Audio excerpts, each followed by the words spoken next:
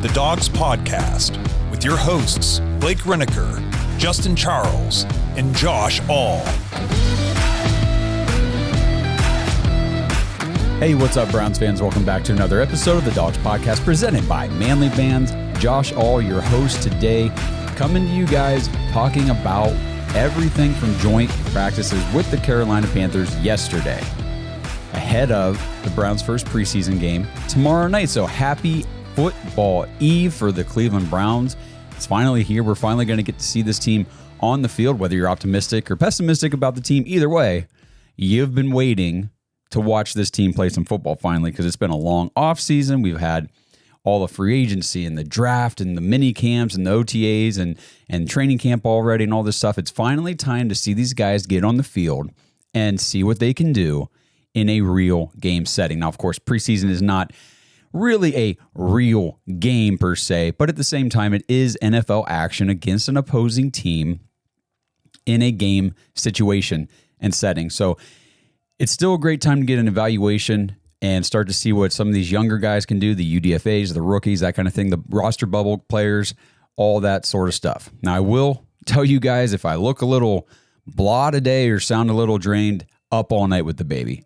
Kid would not sleep, so therefore, neither did I. But I will do my best to give you guys an episode that is nowhere near as sloppy as what the Browns put out in Carolina yesterday in their joint practice. So we're going to dive into that here in a second. Before I get into all the information here, I want to remind you guys, head over to jointhedawgs.com if you want to play fantasy football with us. Signups are still going on for the fantasy football leagues, but the cutoff is coming. We got about, I would say, end of next week, most likely. We'll cut it off maybe sometime the following week, but we are within the final 2 weeks at the most for you guys to sign up to play fantasy football with us, because drafts are already being set. We've got the format set up. We know how we're going to do the drafts and everything. So get in. The leagues are all being created now. Invites are being sent out. Get in and get a chance to win a championship t-shirt like the one I'm wearing here, because I did win 2 of the leagues last year that I was in, and Blake won a league. Justin has won, 2 years previously. So get in, compete with us, compete with everybody else in the dog pack. It's a ton of fun. It is, if you're looking for a fun fantasy football league to join, the dog pack redraft leagues are the place to be, because you get in there and you're with other Browns fans, and it's competitive. It's lighthearted, though. It's fun. We've got all experience levels. We got people in there, multiple people this year that have already emailed and messaged and said, hey, it's my first time ever playing fantasy football. Can't wait to try it out. And there's other people that have been playing for decades. It's just a ton of fun. So jointhedawgs.com, get in there and sign up now for the fantasy football leagues. All right, like I mentioned yesterday, 10 a.m., the Browns held their one and only joint practice with the Carolina Panthers. Rainstorm. It was in the forecast. It was going to rain all morning. It was not an ideal weather situation to get a good practice in against another team. This was a very big opportunity for a lot of guys, because you're not going against your own teammates in practice. Now you're actually going against another team. These joint practices, I mean, I feel like they're very highly coveted by NFL teams. They all do this as much as they can. They like to get together with an opposing team, have these practices together ahead of their preseason game against one another. And I think it's smart. I do. I think it's a good idea, because, Jerry Jeudy can go against Denzel Ward and Greg Newsome every day in practice, but after a while, you start to, you could do that every single day. You start to really just kind of figure each other out, figure each other's moves. You can kind of one up or, get a little bit of an advantage on each other doing that kind of thing. And maybe it's not quite as competitive in the sense that you're teammates. So you're not trying to completely humiliate the other guy or beat them, or, you might hold up a little bit because you don't want to hurt the other guy. Joint practice is totally different, because it's, Jerry Jeudy's going against J.C. Horn. Well, he wasn't at practice yesterday. He was in a car accident, unfortunately, in the morning. He was okay, just wasn't practicing. J.C. Horn, that is, not Jerry Jeudy. But, he's going up against the Panthers cornerbacks, their starters. And, he's one of the notes I'll get to later, but it's just a different environment. So they really like to do these joint practices. Now, typically, teams will hold 2 days of joint practices ahead of the preseason game in which they play. This week for the Browns and Panthers, it was just one. It was just Wednesday's practice. They had training camp Monday in Berea, and then Tuesday was their travel day to get down to Carolina, and then Wednesday's practice. Now, if they were playing the preseason game on Saturday, which will be the case the next 2 weeks, really the examples next week against Philadelphia, you would have your joint practices on Wednesday and Thursday. But since this week's game is on Friday night, only time for one joint practice. Now, I will say, if you're not currently active on social media, you can look at this kind of maybe one of two ways. The first way, you can be very thankful that you are not on your phone scrolling through X or Facebook or Instagram or whatever, because there are just so many fights breaking out online around this Browns team and really the quarterback situation specifically. It's wild. Or the other way you can look at it is, man, are you totally missing out on a good time, because some of the takes out there are hilarious, and the way people are attacking each other. I mean, it's like, okay, the way to look at this, and I'm going to get into, again, I know might sound like I'm a little all over the place, but I promise I'll bring it all together. This quarterback situation, specifically with Shedeur Sanders, and because a lot of the notes from yesterday practice pertain to this, it's causing a big rift. And when's the last year we haven't had a huge divide in the Browns fan base around a quarterback? It's been pretty much every year for a long time now. And with Shedeur Sanders, there are people on both sides of the argument, and sometimes anywhere in between. And I'll read through some things, and I see most of the time what people are using social media to do is to attack, degrade, humiliate, and one-up another person. Somebody will retweet somebody's take or somebody's response to something and try to make them look or sound stupid without actually offering their opinion on the matter. Like, well, what's your take on it then? So I read some of these people that put out their takes and give some reasoning to it, and I can agree with people on both sides of this argument, basically is what I'm trying to say here. And I'm not trying to just be political and sit the fence on this one, but you can look at this. I don't blame anybody for looking at this one way or the other. So it kind of all starts yesterday. Kevin Stefanski has his press conference ahead of the joint practice, and the big things that he really said, the big, blow up statements on Twitter were, obviously he confirmed Shedeur Sanders will start the game on Friday night. And then he said that in the game, they will rest most or all of the team starters. So that kind of kicked off a whole thing like, well, now Shedeur's he's going to be playing with second string, third string against the Panthers starters. Now, Dave Canales, head coach for the Panthers, has already come out. He said it like a week ago. They are going to play their starters in the first two preseason games, but it's not going to be very much. I think I read where they're probably going to play a few drives to start the first quarter, the Panthers defense. It's not like they're going to play a whole quarter or the first half or anything like that. Basically, Shedeur Sanders is going to go up against the Panthers' first team defense for a couple drives. And the Browns are going to roll out their second string offense. Now, you can look at that one of two ways. Again, there are people that say, well, they're just setting him up for failure. You're going to hear me say that a lot because that's a big argument right now. They're setting him up for failure. They don't want him to succeed. They're going to give him this crappy offensive line, this crappy wide receiver core and all this kind of stuff, and the Panthers get their first team defense. Okay. I mean, that part is true. Yes, that is what is going to happen. Are they setting him up for failure? I mean, a lot of teams will opt to sit their starters. We know this from years and years and years past. Like, this is nothing new. A lot of teams opt to start their sitters. Wow. See, guys, I'm telling you, I'm so tired. Sit their starters in the preseason, or at least in the first preseason game. This is nothing new for the Browns. I think we do this every year. So, and then there's that whole argument too. Like, should the starters at least get a couple series like the Panthers are doing just to get the game reps, just to get back into the swing of football things? We can have that argument, but not on this episode particularly. So again, both sides of this can be understood, especially if somebody's willing to at least support the way they're thinking about it. But practice went on, then, and just continuing to talk specifically about the quarterback situation. Practice reps in camp, at the joint practice, were the same as they were the entire time in training camp. Now, some people seem totally blown away by that. Other people were like, yeah, this makes total sense. This is just what they've been doing. And again, there's no like civil discourse on social media. It's if you don't agree, then the other person is wrong and stupid. But either way, they go out. We already know Joe Flacco's not playing in the game Friday. Kenny Pickett, Dylan Gabriel, both nursing hamstring injuries, not going to play in the game Friday. Shedeur Sanders, Tyler Huntley are the only two quarterbacks that are going to play in the game on Friday. So I think a lot of people were expecting or anticipating practice yesterday against the Panthers to feature a heavy dose of Shedeur Sanders. Let's get him ready for the game Friday night. Let's get him some reps. And then when the first team defense came out for the Panthers and the first team offense came out for the Browns, it was Dylan Gabriel or Kenny Pickett leading the first team offense. Or Joe Flacco, of course, he got his first team reps, but he only really takes reps with the first team anyhow.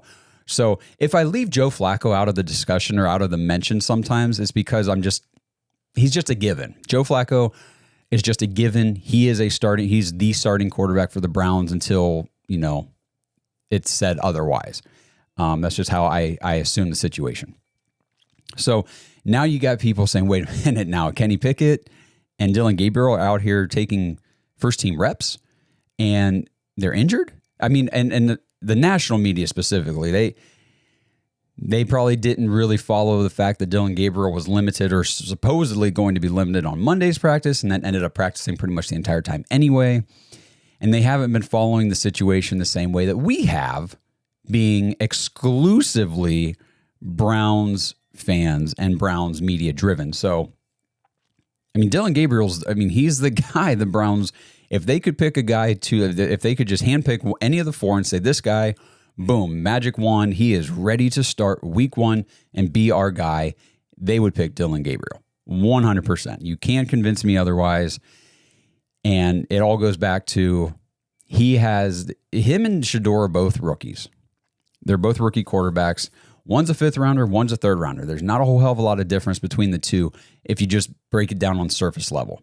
Like we said the other night, it's not like one of them was, the second overall pick in the draft and therefore is getting priority opportunities in camp because he was picked to be the guy.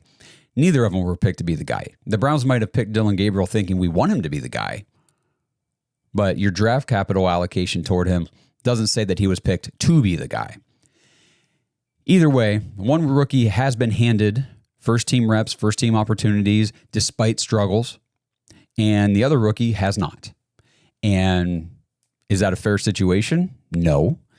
They're handling one quarterback the way any rational NFL team would handle a rookie quarterback taken later in the draft, and they're handling the other one with a lot of preferential treatment.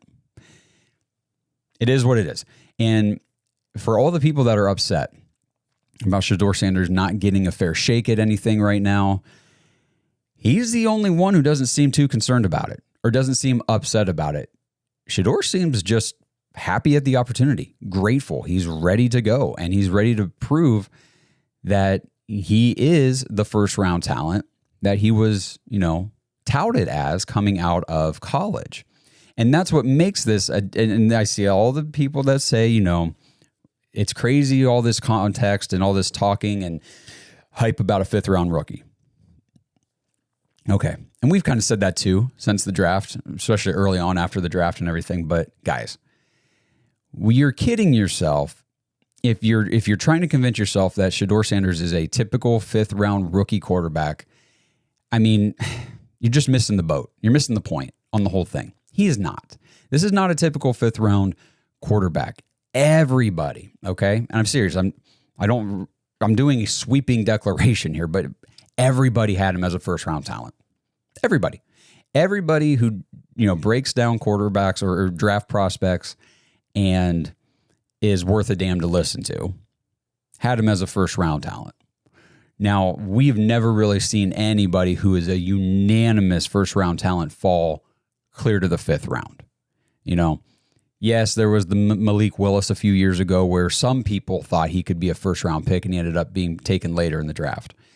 This is not the same. Shedeur Sanders was, by everybody's assessment, a first-round talent, at worst, early second. So let's just clarify that once again.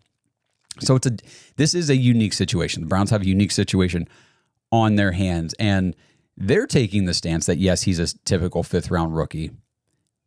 And now, while I don't necessarily have a problem with that, if that's how they're going to do it, but I do have a problem with them not taking the same approach with their other rookie, especially when the other rookie has not shown that he should be getting priority reps in practice. And again, I'm not hating on Dillon Gabriel. I like Dillon Gabriel. I think he's a good kid. I think that he's got some good traits. I think that he was a very good college quarterback. I take nothing away from Dillon Gabriel. He's just not ready. If it were any other quarterback, on any other team that was a third-round pick, came into training camp and was just struggling anytime they got a chance against the first team, that NFL team would not continue to give that kid reps in training camp against the first team. It just wouldn't happen. So the Browns are doing things a little unorthodox in that regard. And then, like I said, in practice, you had these guys going out and getting the reps. Now, Kevin did clarify and say, we know the younger guys are going to play most of the game on Friday. The joint practice, and again, there was only one session of it, only one day. It's not like they had 2 days to kind of divvy things up. One day, and he said it was to get the first team guys competitive reps against the opposing team.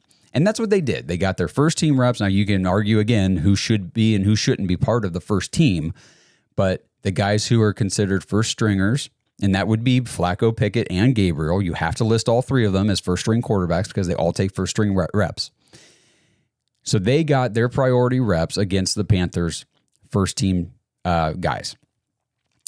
So it did make sense the way practice was structured because it's the way practice has been structured all season. All off season here, all summer. What was interesting is, and this is the part where I'm so tired here. All right, let me think about how I want to say this. The part that I did not agree with was some of the drills, some of the team reps. They rotated typically 4 quarterbacks through them, but they had a 5th quarterback on the roster at practice yesterday. Actually, all freaking 6 of them were out there. Deshaun Watson went to Carolina for this practice, and whatever. It's the only time I'm going to say that. But Tyler Huntley, obviously the only other quarterback who's going to be active for tomorrow night's game, took some reps. I mean, you can't just have this guy on the roster and say, okay, you're going to play in the game Friday, but you're not going to take any practice reps. You got to get him some. I get that. Even though he's not going to be on the team probably next week, you got to get him a few reps.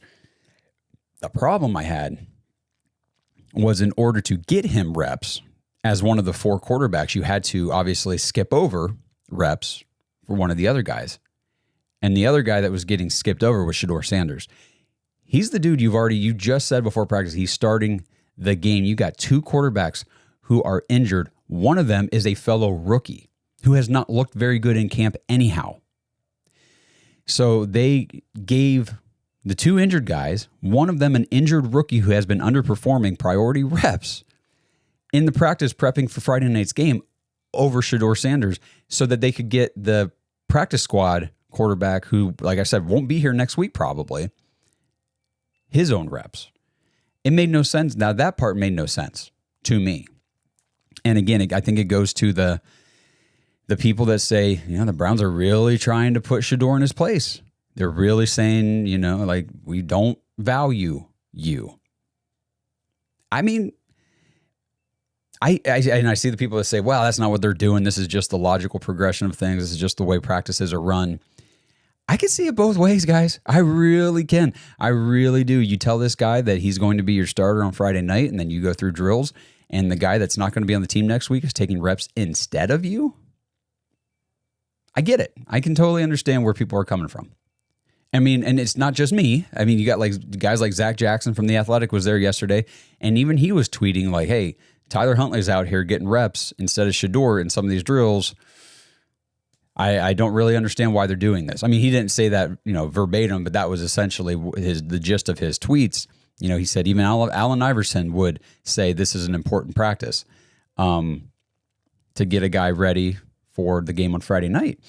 And then you've got national media guys like Asante Samuel, who played in the NFL, retweeted a video of Dillon Gabriel in 7-on-7s throwing a touchdown pass to Jerry Jeudy and saying, I'm so confused, meaning I thought this guy was injured. I thought this guy wasn't going to play. Why is he taking first-team reps ahead of Friday night's game?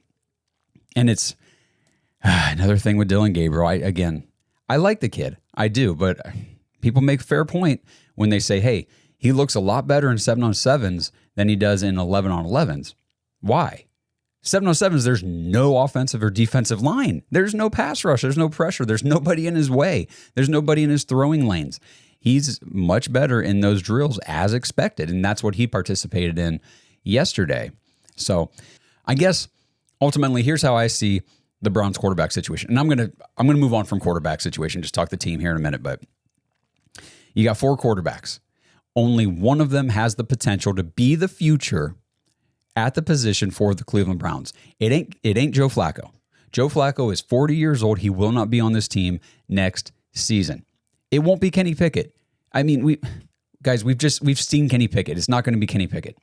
Dillon Gabriel is not ready for first team reps, and he's got just too many limiting factors to logically say this guy is going to be the long-term solution at quarterback. Now, is there a chance he could defy the odds and be that guy? Yes, but again, the odds aren't great. So really, it's only Shedeur Sanders, and that's where all the hype and all the excitement and all the online discourse stems from.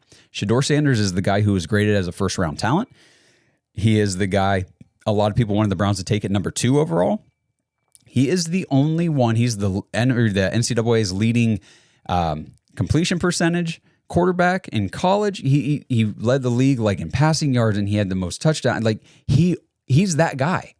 If there's one quarterback on the roster who can be the answer for the Cleveland Browns at quarterback, it is only Shedeur Sanders, and that's why everything around him is such a big deal. This episode is sponsored by Manly Bands. Browns fans, it is time to upgrade your ring game. Head over to manlybands.com/dogs and check out everything Manly Bands has to offer. Some of the coolest bands materials that you're going to find. I love going through and looking at everything in their Jack Daniel's whiskey barrel collection. I mean, you can get a wedding ring made from a Jack Daniel's whiskey barrel. That's awesome. They've got a Lord of the Rings collection. They've got DC Comics, and they've also got the other materials too. Gold, white gold, that kind of stuff. They've got meteorite. They've got dinosaur bone. They've got all kinds of stuff. And they have a ton of other gifts as well. They've got barware. They've got chains. They've got wristwatch. They've got all kinds of stuff. Anything you need if you're looking for manly rings and manly things, head to manlybands.com/dogs and make sure to use promo code CAMP25, CAMP25, to get an extra $25 off your order. That's manlybands.com/dogs, promo code CAMP25. This episode is sponsored by Southern New Hampshire University. Browns fans, do you ever feel stuck in your current job? Like if you just had a different degree or some more education in a certain area, you could do something you really want to do. Well, Southern New Hampshire University has the answers for you. Head over to snhu.edu/bark to learn how you can get started on your new career today. SNHU is one of the largest online accredited universities in the United States, and it's radically affordable. Their online tuition rates are some of the lowest in the nation. So seriously, what are you waiting for? Head over to snhu.edu/bark to learn how you can get started on your degree for your new career, 100% online and 100% on your time. snhu.edu/bark. Okay. Shifting gears away from the quarterback thing, but again, that's if you don't like the quarterback conversations and that topic, you're in for a rough time here this summer and really this whole season as Browns fans, because that is the driving narrative for everything. Everything hinges on the quarterback for any NFL team. If you have a good one, then you at least have a chance to do something. If you don't, forget it. So that's why it is such a big deal. Now, by all accounts, overall yesterday, joint practice against the Panthers was not good for the Browns. Everybody used one word that I was reading online, the people that were there and they were doing the reports. The one word that continued to come up over and over to describe the practice yesterday for the Browns is exactly what I said at the top of the show: sloppy. Very sloppy practice. So many pre-snap penalties yesterday. I mean, they're like Daniel Ofusi and some of these guys are breaking down like play-by-play saying, hey, Joe Flacco took this rep. It was a handoff to Jerome Ford, and then it was a short gain, or it was stuffed at the line, called back due to penalty. Or it was, Dylan Gabriel, short pass out to the flat to Jamari Thrash, called back by penalty. So many of the plays had that little note at the end, called back due to penalty. We had offsides, we had false starts, we had all kinds of crap, pre-snap penalties once again from this team. And so Mac Blank on Twitter put out this post the other day, and I had already said something too. I didn't realize it went back this far. I said the Browns led the league in pre-snap penalties the last 2 years in a row. And Mac went even further, going all the way back to 2020, which is Kevin Stefanski's first season as head coach here. The Browns have been top 5 in pre-snap penalties 4 out of 5 of Kevin's years here in Cleveland. 4 out of 5, 80% of the time so far of Kevin Stefanski's career in Cleveland as the head coach, this team has been one of the league leaders in pre-snap penalties. That means we are not disciplined. That means we are not paying attention. We are not focused.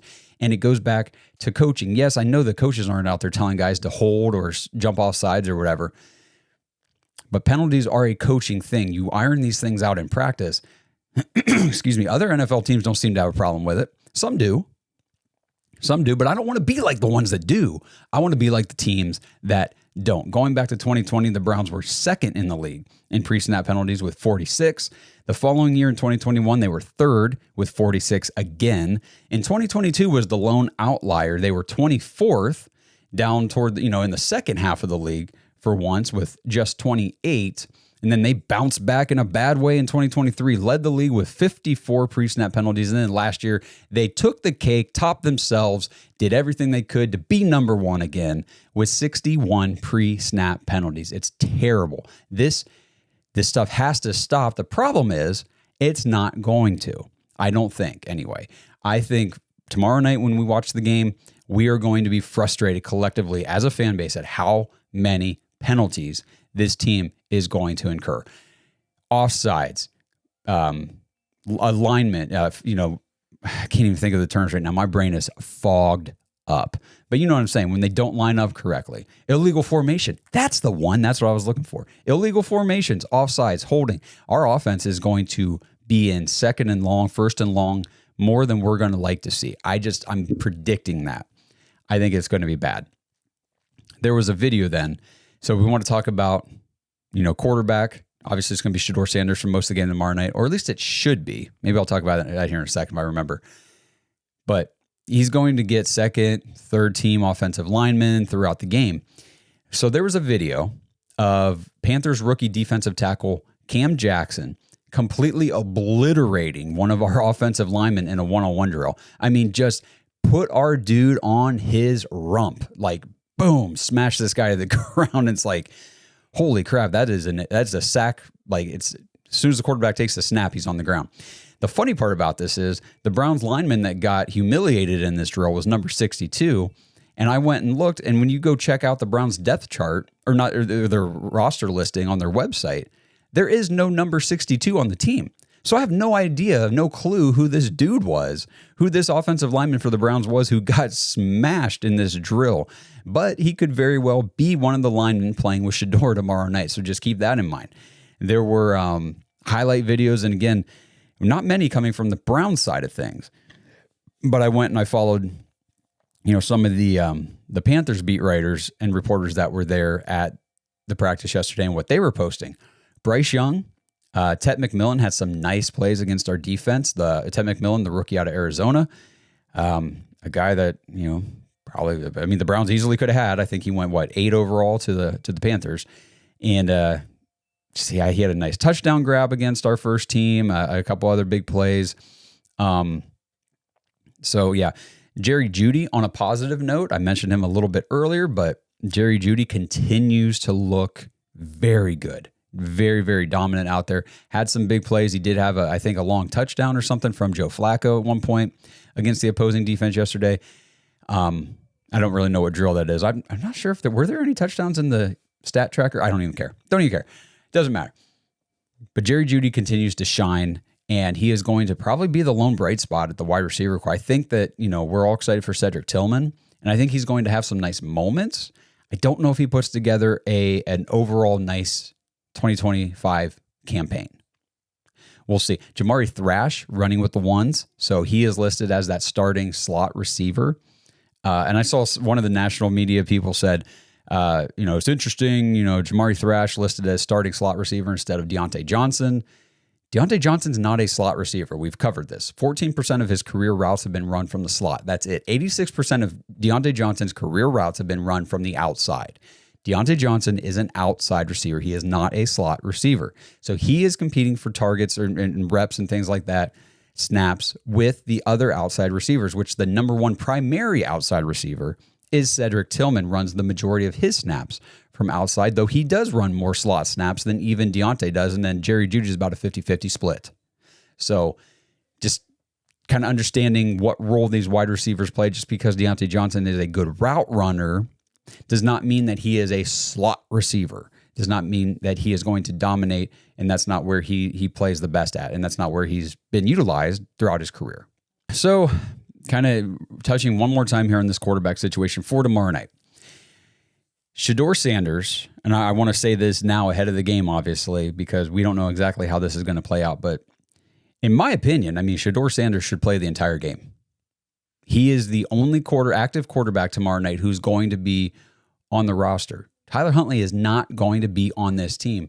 There's no point, in my opinion, to give Tyler Huntley snaps in a game whenever you have this rookie quarterback who really could use them. Like, he needs the time, he needs the reps, he needs the snaps. He should play the entire game. At minimum, Shedeur Sanders should play 3/4 of the game tomorrow night.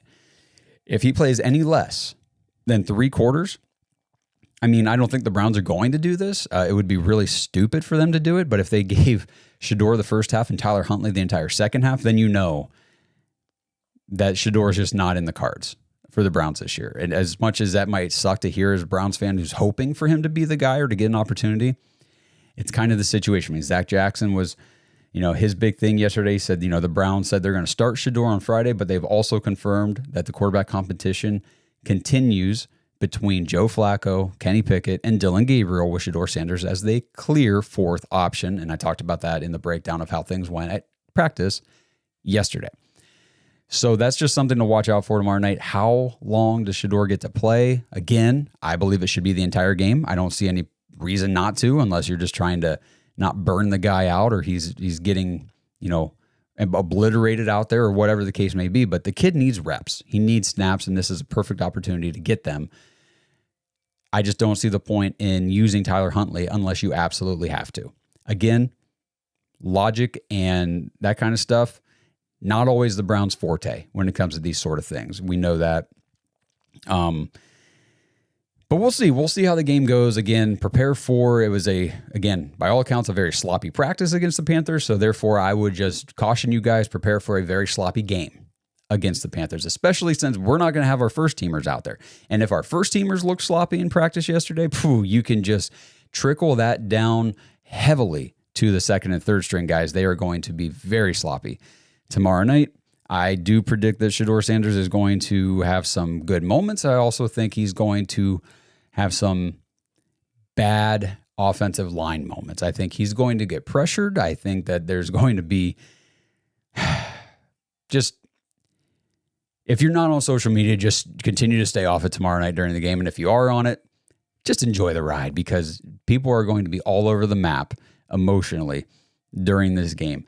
It's going to be probably the most watched preseason game this season. I think that everybody across the nation, because there's just so many Shedeur Sanders fans and just people that are interested in him as a prospect that are going to be tuning into this game. And the Browns are going to, it's NFL Network, we're going to be on the national spotlight.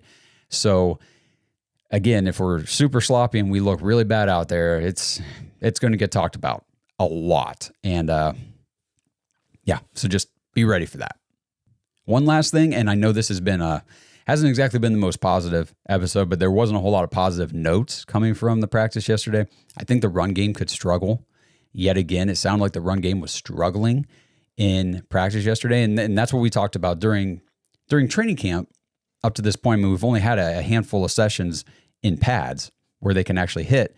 We have no idea what the run game really looks like because there's no tackling, there's no contact. A guy gets to the line and the defensive linemen just kind of have to hands off. The linebackers hands off, and the running backs are always running down the field to end the rep. We don't really know coming out of our own training camp what the running game looks like, but we do know from yesterday in joint practice the running game was not good. There was a lot of, and I know I gang up on the guy quite a bit here, but there was a lot of stuffed run for Jerome Ford notes from yesterday. And if we're running out there with Jerome Ford and it's going to be, with Shedeur, it's going to be Pierre Strong and what's the UDFA's name? Armani Marshall or something like that. That's who you're looking at tomorrow night for the Browns run game. I think it's going to be bad. I think it's going to be really rough. And I don't want to get too far ahead of myself, but it could be indicative of another season with struggles in the run game for this team. I hope I'm wrong, but that's the general feeling I'm getting right now, especially with Quinshon Judkins still. Nobody freaking knows. Haven't heard a word about Quinshon Judkins in that legal situation. What's going on? There's been no progress as far as anyone has reported. Don't know what's going on. It's just not exactly going to plan, to say the least for the Browns. So, all right, guys, I just wanted to get in here, give you guys some updates from, the practice yesterday. It was a big deal. It's the first time this entire year you get away from practicing against your own team and you finally get to go up against another team. So all of this is worth talking about. It's all worth noting because it is a big deal. Sorry, I started scrolling here to make sure I wasn't missing anything before I wrap this up.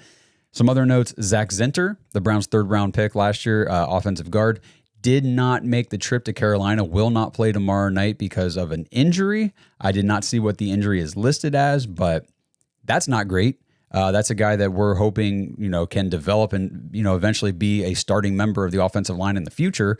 I believe that's what he was drafted to be as a third-round pick out of Michigan last year. But again, he was drafted after an injury. He had an injury, situation last year. Now he's injured again. Just not sounding good for Zinter, Mohamed Diabate, and Pierre Strong. Okay, so I'm sorry. Anything I said about Pierre Strong from yesterday was wrong. Pierre Strong did not practice. Mohamed Diabate did not practice. So what I was thinking was it was Jerome Ford yesterday that was getting stuffed a lot. And then it was Armani Marshall. And I'm trying to think. I don't know if I even saw really any other call-outs for any running backs yesterday. I didn't really see anything from Tua Taoa, or however you say his name. He was obviously there practicing, but again, he's just kind of a camp guy too. Greg Newsome was there yesterday at practice, but did not participate in drills. He's still nursing that shoulder injury. Obviously, he's not playing tomorrow night, so that doesn't matter. Let's see. This note from Zach Jackson: Judy was the best and most targeted receiver. Nothing new there. That's exactly what we expect. And then, the other note here that he has, not surprising, not encouraging, but not surprising, says David Njoku had multiple drops. Oh, yeah, I did see a lot of that in the listing of the play breakdowns. It was, Joe Flacco, short pass in the end zone to David Njoku, dropped. I saw, video, David Njoku hit him in the hands, dropped.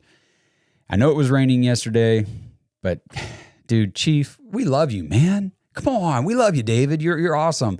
You're our dude. You're Cleveland through and through. You got to hold on to the freaking ball, man. This has been a problem his entire career. If you want another positive note, though, Princely, how do you say this kid's last name? Unimalin, rookie out of UCLA, I think he was the UCLA rookie, defensive end going against Dewan Jones here in a team drill. And Dewan Jones looks good. Dewan Jones looks light on his feet. He looks quick. And obviously he looks big because, he's 6'8", 300 some pounds, 350 pounds. The dude is massive. But for him, his frame, his body, he has slimmed down and he looks very fast. And as long as Dewan Jones can stay healthy, I do think there's a chance that he could be the answer at left tackle for the Cleveland Browns. So I'm excited to see. I don't know if Dewan Jones is going to start tomorrow night. Again, Kevin didn't say all the starters are sitting out. And I would imagine that a guy like Dewan Jones could use those live game reps at a position that he's not familiar with, and they're trying to get him up to speed and ready for the season. So hopefully he starts the game. I would like to see him, regardless of who's playing quarterback. I want to make sure that Dewan Jones can be that guy for the Browns this year. All right, so that's pretty much it. We'll see how the game goes tomorrow. Obviously, we'll be watching. If you want to be in the conversation with us and a lot of these diehard Browns fans that we talk with all the time, jointhedawgs.com. Not only does that get you, you can get in there and sign up for fantasy football. You want to get in there and play fantasy this year, and the deadline is coming. But you also get access to the private Discord. So get in like today or tomorrow during the day so that you can get synced up with the private Discord, because we're going to be talking in there the entire game. And if you want to get away from the negativity and the stupidity of social media, talking to just randos online about the game, you're sitting at home and you just want somebody to talk to about the game because you're watching it. The Dog Pack is the best place to be, because this is just diehard Browns fans. And I mean, the conversations are just fun in there, and it's great. And that's the place to be, especially during games. And the first one is tomorrow night. So head to jointhedawgs.com, get into the private Discord, support the show. It's our Patreon. Join the Dogs is our Patreon, and it syncs up to the private Discord. There's a post in there where you can register to play fantasy football. It's $5 a month.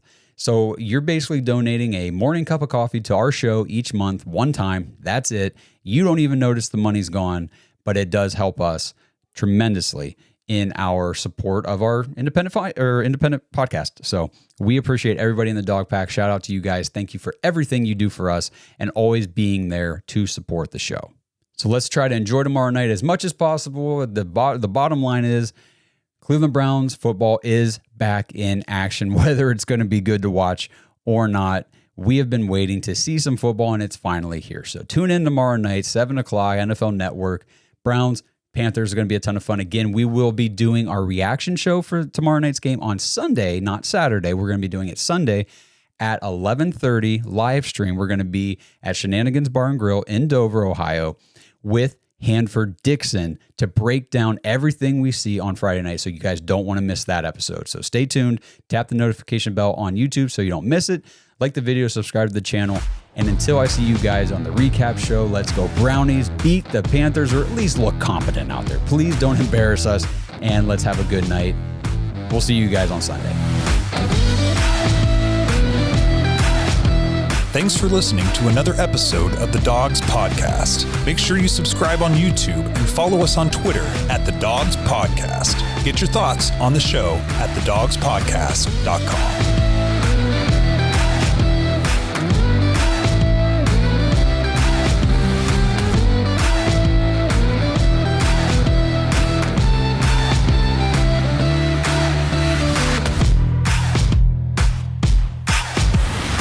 This episode is brought to you by Baden Sports.